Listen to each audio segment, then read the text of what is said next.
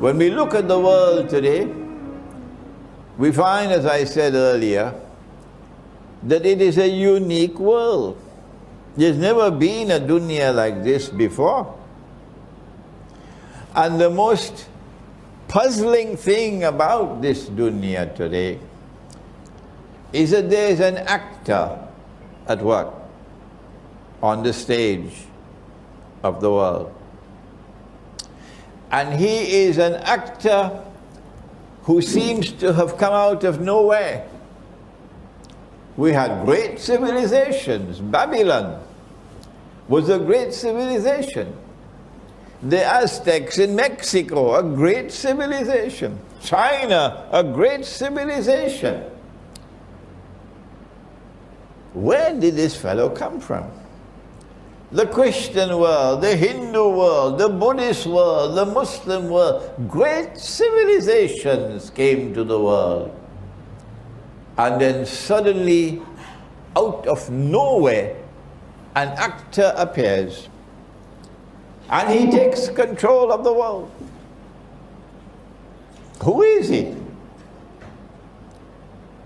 Is this happening by accident? He has a power that none can resist. He brings a scientific and technological revolution which, when applied to military science, gives him unprecedented power.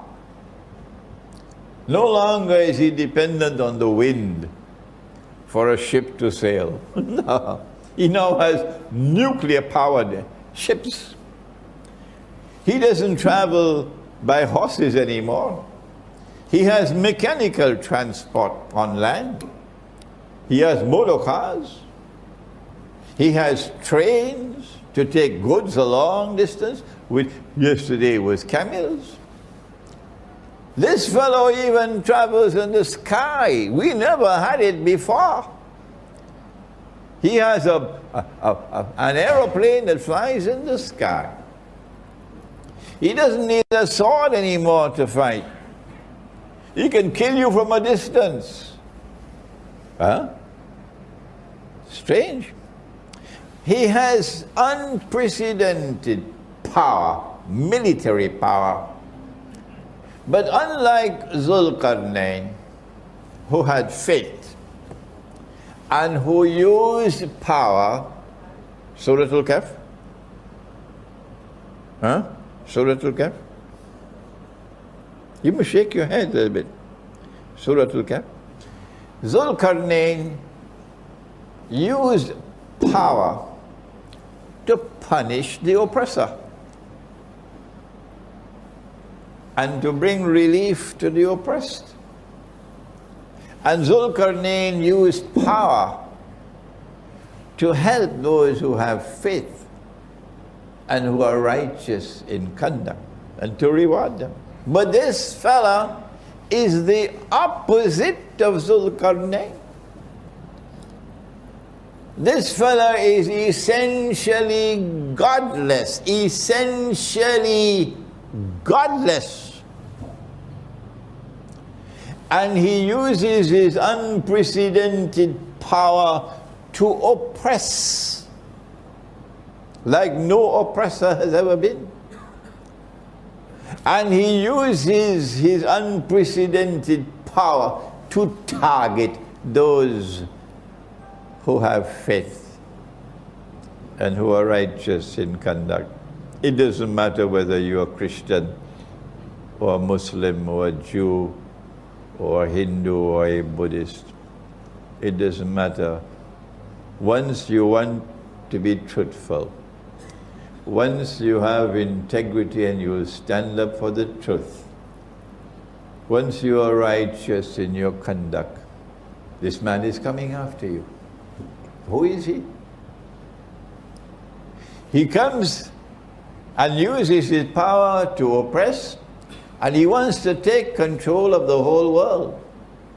In Mr. Putin's beautiful expression, Vladimir Putin, the Russian president, he said about this man, he has imperial ambitions, which is very dignified language.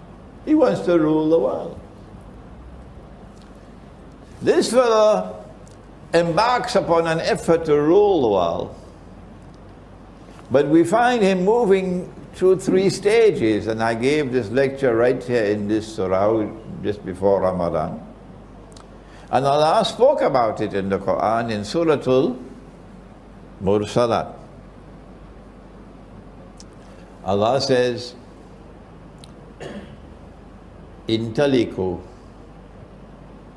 ila zillin dhi salathi shu'ab. Proceed now. The world now proceeds to a shadow which will manifest itself in 3 stages. In Akhiru Zaman. It was not possible for anyone to interpret this ayah until the world experienced Pax Britannica and then Pax Americana. You cannot explain Pax Britannica with any of the tools of political analysis. No. No. You cannot explain the passage from Pax Britannica to Pax Americana using the tools of normal political analysis. No. Not at all.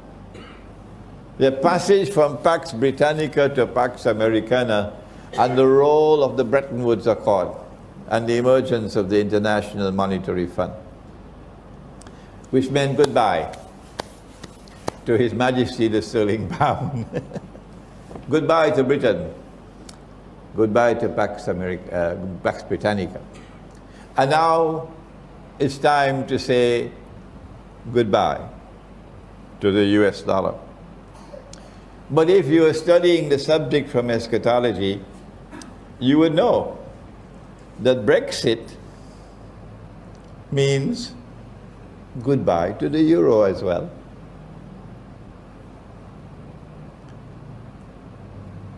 That we are now located at a moment in time when the entire monetary system is collapsing. And the speed at which it is collapsing is frightening. I don't know the speed, but I have a friend, I don't want to reveal his name. He is a deputy governor in one of the central banks of the Muslim world. He might listen to this lecture, so let me be careful with my language. And my friend shared with me that the speed at which it is collapsing now is alarming. And tomorrow it's only gold and silver that will help you. Tomorrow it's only dinar and dirham that will help you. Because the whole thing is going to collapse. And Pax Americana will give way to Pax Judaica. How did we know this? How did we know this? This was in my book, Jerusalem in the Quran, which was written in the year 2000. 16 years ago I wrote that book in New York. Where did I get the knowledge from? That the US dollar is going to collapse, I've been saying this for 20 years or more now. This is eschatology. That you get the capacity to analyze events occurring in the world. Because you know that there is a fella, a mastermind at work, who wants to rule the whole world. And he gave us his first stage of his shadow that Allah spoke in the Quran with Pax Britannica. And the second stage of the shadow was Pax Americana. And we are saying that the third and last stage of the shadow is going to be Pax Judaica. When Israel will seek to replace the United States of America as the next ruling state in the world, and Israel is going to say, away with all of this godlessness. This fellow is not only godless, this fellow is also decadent.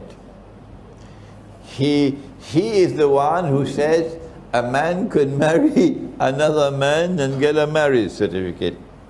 You know who the fellow is? Modern Western civilization. So Pax Judaica is going to come to say, we want to sweep away all this godlessness and all this decadence. We want to turn away from all of this oppression and so on. We want to bring back the world, bring it back to religion, bring it back to the worship of the God of Abraham. Oh, it's going to be very, very, very interesting, tomorrow. If we are alive and this drama unfolds, as they say to the world, we must come back to religious values. This is Pax Judaica. But their oppression will be greatest of all, because they want to rule over everybody. And eventually a man will stand up in Jerusalem and declare, I am Al-Masih, the Messiah. But he would not be Al-Masih, the Messiah. He would be Dajjal, the false Messiah. In order for him to achieve his objective, a Pax Judaica, for Israel to rule the world, he has to make Israel very, very big, like the United States, but that's not possible. Israel cannot expand. Israel is surrounded by the Arabs. Forget it. Or the world has to become much smaller. Which one will it be? Which one will it be? Yes. The answer is the world will have to become much smaller. And that's why we're going to have nuclear war. They want the nuclear war. They know it. And they've already prepared for nuclear war with the underground bunkers and so on. So they will survive. In order to have the nuclear war, they got to provoke Russia. So Russia had to become a nuclear power. And that's why they transferred nuclear technology to the Soviet Union. Yes, so that the Soviet Union could become a nuclear power, so that tomorrow there could be nuclear war, so that the world will become small. Are you beginning to understand now what's happening in the world? Yeah. The next event that is about to occur from our eschatology is the Great War. Let me quote the hadith. Nabi Muhammad alayhi salatu wasalam is talking to his companion Mu'az ibn Jabal radiyallahu ta'ala anhu. And they're sitting next to each other. His hand is on his shoulder, I think. And he said to him about the signs of Akhirul Zaman. The hadith is in the Sunan of Abi Dawood. And he says to him, Umranu Bayt al-Maqdis, when Jerusalem is center stage and flourishing, built up. Kharabu Yathrib. At that time, look to Medina and you see Medina in full-on dissolution. No event in Medina, nothing. It plays absolutely no role whatsoever, even in Arab affairs. Kharabu Yathrib Khuruj al-Malhama. When that occurs, which is where we are now, then look for the Malhama. The Malhama is a great war. The Malhama is not just a great war. It's a war like no war has ever been. None. First time. What kind of war will it be? The Malhama. Hadith in Sahih Bukhari that 99 out of every 100 of the combatants will die, will be killed. 99% will be killed. and only 1% will survive. I hope NATO is listening. If you're in the US Armed Forces, or if you're in the British Armed Forces, please stop and listen to this lecture, because your chiefs will not tell you this. When you attack Russia, listen, 99 out of every 100 will be killed. This does not happen in conventional warfare. No. The only way that 99 out of every 1,000 can be killed is if it's a war with weapons of mass destruction. Among the weapons of mass destruction that we know of are nuclear weapons and thermonuclear weapons, but there could be others that we don't know about.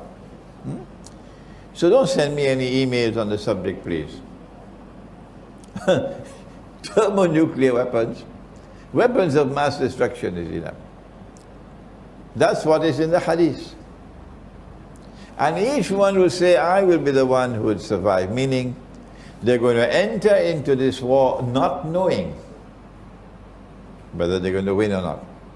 There'll be uncertainty when they enter into this war. My opinion, and when I give an opinion, of course, never accept it unless you're convinced that it is correct. My opinion is that the NATO is preparing for war with Russia. And I'm not the only one who holds that view. There are many others. And the war is around the corner. And once that war takes place, it is inevitable that it would eventually become nuclear war.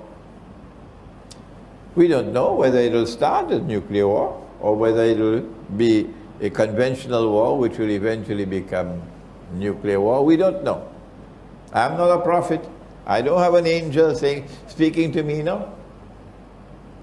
We know that the war is going to come soon, because the longer they wait to attack Russia, the stronger Russia becomes. And the nice thing, the wonderful thing, that makes our hearts so warm is that Russia is not afraid of them. If Russia is standing up against the oppressor, then why can't you see that you should support the one who is standing up against the oppressor? Why are you continuously blind? What can I do to wake you up? Russia knows that nuclear war will destroy Russia. They know that.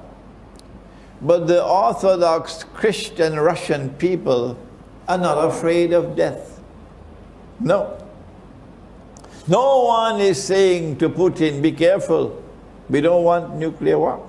No, the Russians are not doing that. If an Orthodox Christian is not afraid of death, why should a Muslim be afraid of death?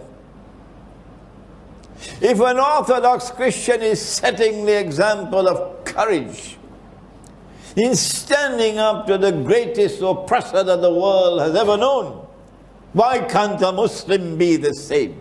What's wrong with the world of Islam? Why have we lost our courage? We should not be afraid to die. A Muslim is not afraid to die. And tonight, from Surah Al-Amin, we say to NATO, even if millions of us have to die, we don't mind. We want the oppressor to bite the dust.